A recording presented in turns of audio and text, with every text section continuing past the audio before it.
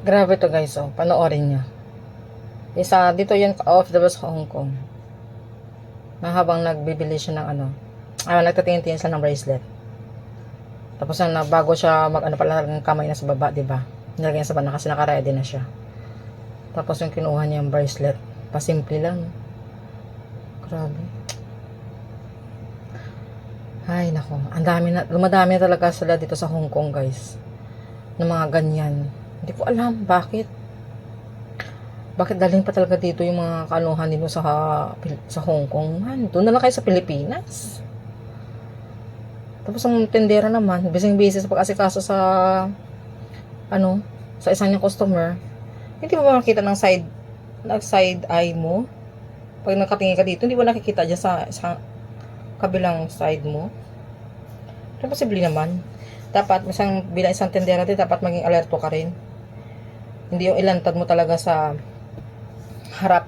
Parang doon pa siya nakalantad kasi sa harap na wala. Dapat sa harap mo mismo. Diba?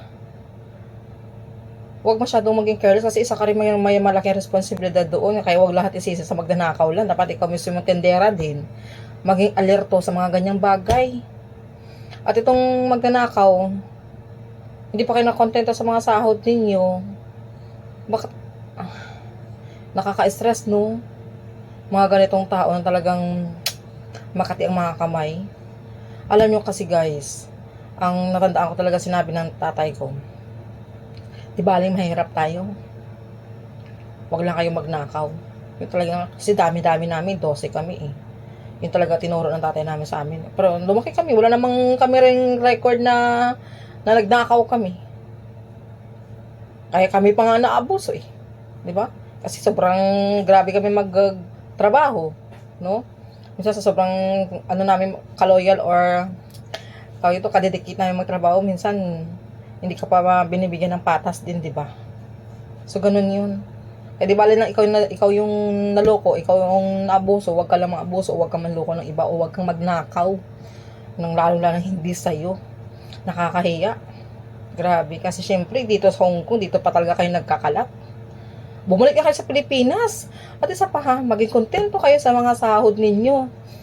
Kung mangutang man tayo, dapat lalo natin responsibilidad natin sa pag-uutang. Hindi kalawat ka natin mga utang, tapos yun ikaw sa Pilipinas doon, pahayahay mo yung mga tao sa Pilipinas, tapos ikaw dito naghihirap.